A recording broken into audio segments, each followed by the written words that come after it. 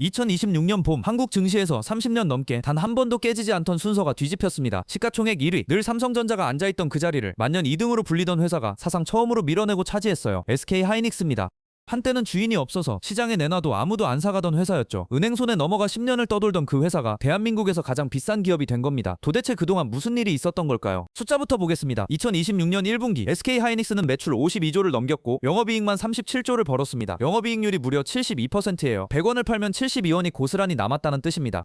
반도체는커녕 세상 어떤 제조업에서도 보기 힘든 숫자죠. 애플의 영업이익률이 30%대인 걸 생각하면 이게 얼마나 비정상적으로 높은지 감이 오실 겁니다. 도대체 무슨 일이 벌어진 걸까요? 그런데 여기서 많은 분들이 이렇게 생각하실 겁니다. 아, AI 붐 타서 운 좋게 대박난 거 아니야? 반은 맞고 반은 틀립니다. AI가 불을 붙인 건 사실이에요. 하지만 그 불이 붙었을 때 장작을 미리 15년 동안 쌓아둔 회사는 SK하이닉스밖에 없었습니다. 운은 누구에게나 옵니다. 하지만 그 순간 준비돼 있던 건 이 회사뿐이었어요. 문제는 왜 하필 이 회사였느냐는 겁니다. 이 회사를 이해하면 반도체 산업의 진짜 게임 법칙이 보입니다. 1등이 왜 무너질 수 있는지, 2등이 어떻게 판을 뒤집는지가요. 사실 이건 반도체만의 이야기가 아니에요. 모든 산업에서 반복되는 역전의 공식이거든요. 오늘 우리는 세 가지를 파헤칠 겁니다. 첫째, 주인 없이 버려졌던 회사가 어떻게 살아남았나? 둘째, HBM이라는 기술이 왜 게임 체인저였나? 셋째, 세계 최강 삼성은 왜 이 판을 놓쳤나? 먼저 오해 하나를 풀고 가죠. HBM이 뭐냐? 어렵게 생각하실 것 없습니다. 우리가 쓰는 메모리 반도체, D램을 얇게 깎아서 여러 층으로 쌓아 올린 겁니다. 아파트를 떠올려 보세요. 단독주택 여러 채를 넓게 짓는 대신 좁은 땅에 고층으로 쌓으면 어떻게 되죠? 훨씬 좁은 공간에서 훨씬 많은 데이터를 빠르게 주고받을 수 있어요. 이름부터가 고대역폭 메모리, 그러니까 데이터가 지나가는 길이 아주 넓은 메모리라는 뜻입니다. 그게 HBM이에요. 이 고층 메모리가 왜 중요하냐? 챗GPT 같은 AI는 엄청난 양의 데이터를 순식간에 읽고 써야 하거든요. 엔비디아의 AI 칩이 아무리 빨라도 데이터를 날라주는 메모리가 느리면 병목이 생깁니다. 고속도로는 열차선인데 톨게이트가 한 칸만 열려있으면 어떻게 되겠어요? 아무리 좋은 차도 거기서 다 막힙니다. HBM은 바로 그 톨게이트를 확 넓혀준 겁니다. AI 칩의 진짜 성능을 풀어주는 열쇠가 된 거죠. 자, 그럼 이 대단한 기술을 SK하이닉스는 언제부터 준비했을까요? 놀라지 마세요. 무려 2013년입니다. 챗GPT가 세상에 나오기 거의 10년 전이에요. 그때는 아무도 이 기술이 돈이 될 거라고 믿지 않았습니다. 시장도, 경쟁사도, 심지어 회사 안에서도요. 그런 기술을 왜 붙잡고 있었을까요? 그 답을 알려면 이 회사가 어떤 상처를 안고 태어났는지부터 봐야 합니다. SK하이닉스의 뿌리는 사실 삼성이 아니라 현대에 있습니다. 출발은 1983년 현대그룹이 세운 현대전자였어요. 정주영 회장이 반도체를 미래 먹거리로 본 거죠. 그런데 문제는 이 회사가 걸어온 길이 유난히 험난했다는 겁니다.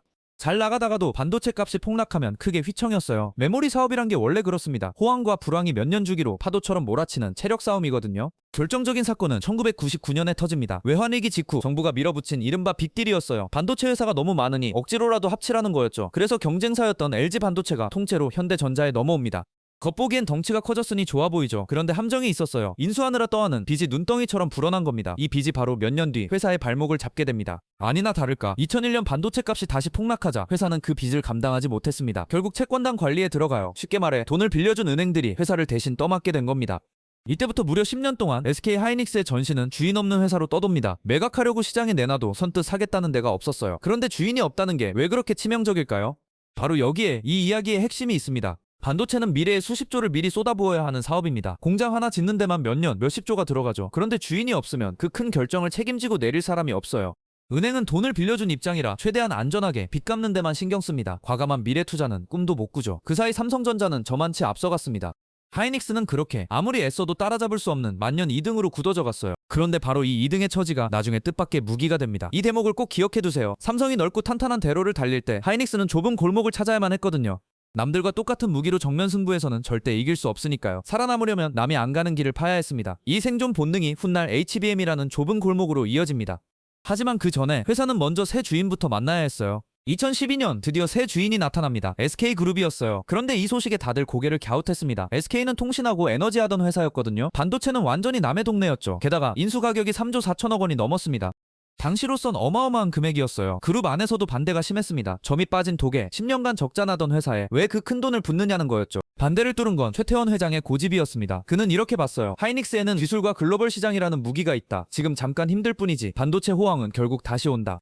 10년간 주인 없이 쪼그라들던 회사에 처음으로 미래를 책임지고 베팅할 사람이 생긴 겁니다. 그리고 이 결정은 훗날 SK그룹 역사상 최고의 베팅으로 기록됩니다. 인수한 지 10여 년 만에 하이닉스는 그룹 전체 이익의 대부분을 벌어들이는 심장이 됐거든요. 새 주인을 만난 하이닉스는 마침 흥미로운 기술 하나를 품고 있었습니다. 2013년 세계 최초로 HBM을 개발한 거예요. 미국의 그래픽칩 회사 AMD와 손잡고 몇 년을 매달린 결과였습니다. 기술 자체는 대단했어요. 문제는 세상이 아직 준비가 안 됐다는 거였죠. 이 비싸고 첨단인 메모리를 사줄 곳이 거의 없었습니다. 회사 안에서조차 돈 안 되니 그만 접자는 목소리가 나왔어요. 여기서 보통 회사라면 접었을 겁니다. 그런데 바로 여기서 이 회사의 진짜 성격이 드러납니다. 돈이 안 된다는데도 하이닉스는 HBM을 접지 않았어요. 왜 그랬을까요? 앞서 말한 2등의 본능 때문입니다.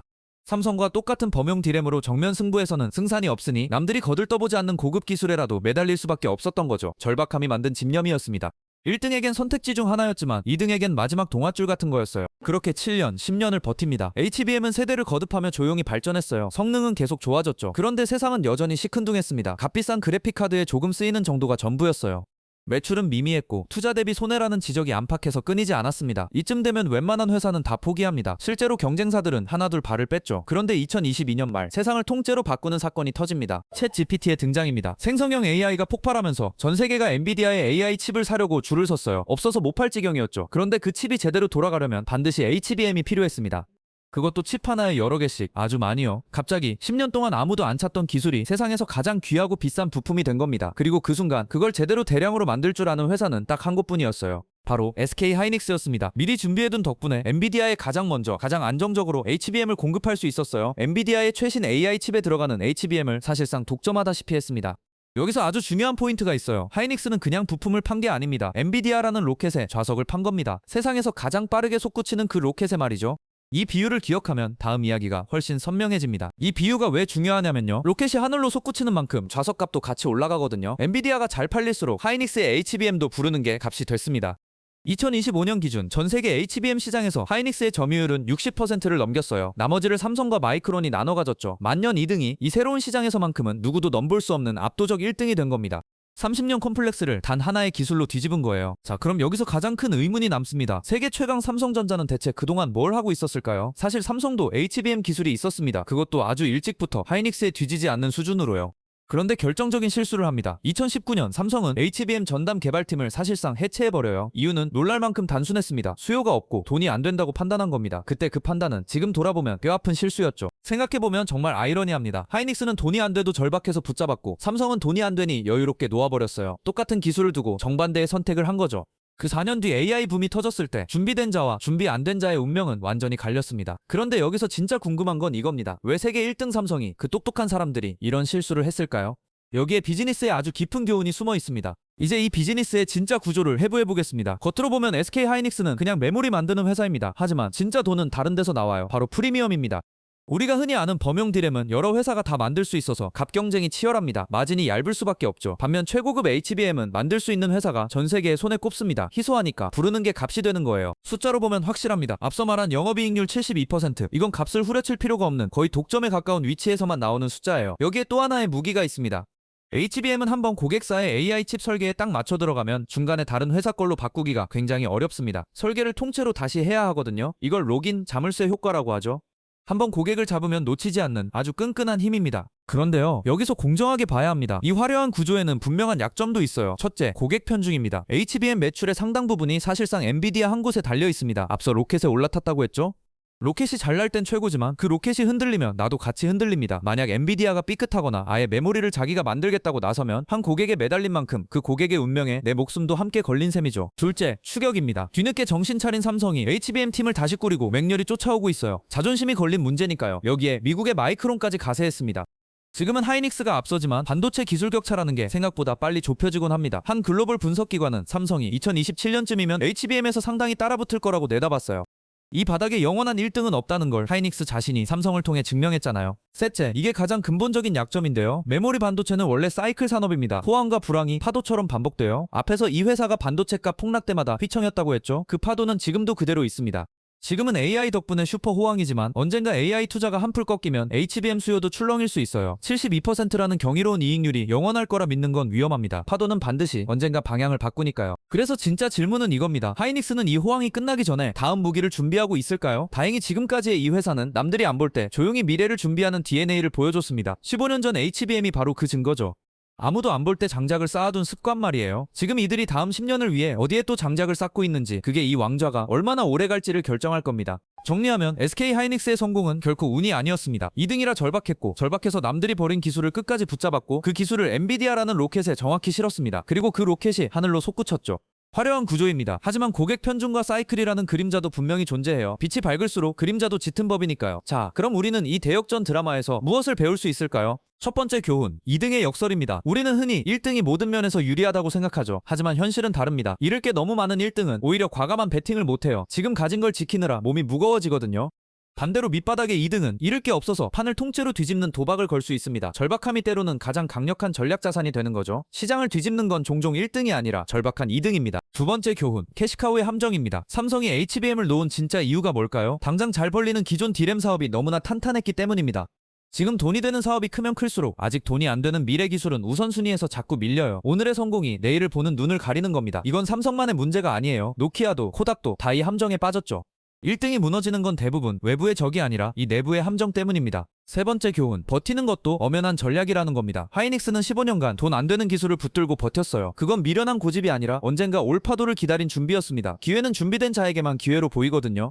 준비가 안 된 사람에겐 그냥 스쳐 지나가는 우연일 뿐이죠. 남들이 다 떠난 뒤에도 그 자리를 지킨 자만이 결정적인 순간에 세상의 유일한 선택지가 됩니다. 그게 바로 버티기의 진짜 힘입니다. 물론 앞으로가 더 중요합니다. 하이닉스가 이 왕좌를 계속 지킬지 아니면 삼성의 반격에 다시 자리를 내줄지는 아무도 모릅니다. 분명한 건 하나예요. 이 회사가 사이클의 정점에서 다음을 준비하지 않으면 지금의 이 영광도 결국 파도와 함께 저물 거라는 점입니다.